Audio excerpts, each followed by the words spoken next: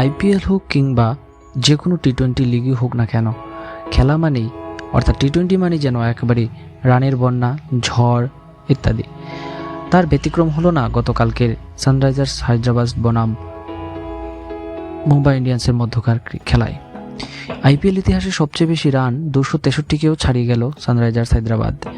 আইপিএলে এক নজির করলেন হায়দ্রাবাদ এবং ইতিহাস তৈরি করলেন।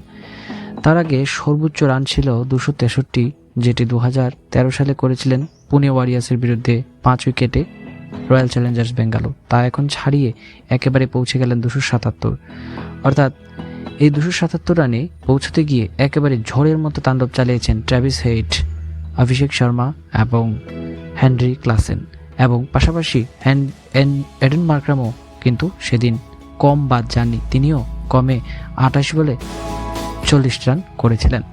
সেই জবাবে খেলতে নেমে মুম্বাই ইন্ডিয়ান্স তারা ভালো শুরু করলেও প্রথম 1-2 ওভার কিন্তু তারা দুর্দান্ত শুরু করে, কিন্তু তারা শুরু করলেও এই চাপে তারা আটকাতে পারেনি। তাই সেই মোতাবেক তারা সর্বশেষে 246 রানে তারা থেমে যায়, অর্থাৎ 30 রানে তারা হার স্বীকার করতে হয়। বিশ্বের ক্রিকেট ইতিহাসে টি-20 সবচেয়ে বেশি রান সেটি কিন্তু আরেক হয়ে গেল গতকালকের ম্যাচে।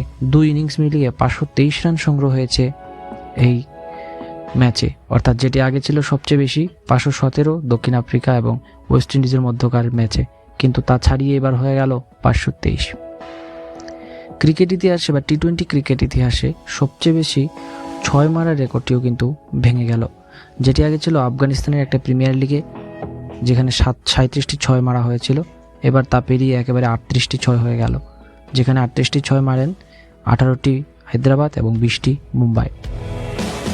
আইপিএল ইতিহাসে সবচেয়ে বেশি ছক্কা এর আগে ছিল মাত্র 2 ইনিংস মিলিয়ে 33টি, যা গতকালকে ছাড়িয়ে গেল 38টি। মুম্বাই ইন্ডিয়ান্সের হয়ে এই রানের মধ্যে সবচেয়ে বেশি রান দিয়েছিলেন কোয়েন মাফাবা, তিনি 4 ওভার বল করে 66 রান দেন, এবং জেরাল কুইটজে, হার্দিক পান্ডিয়া এবং পিয়ুষ চাওলা তারা একটি করে উইকেট নিলেও কিন্তু রান আটকাতে পারেনি।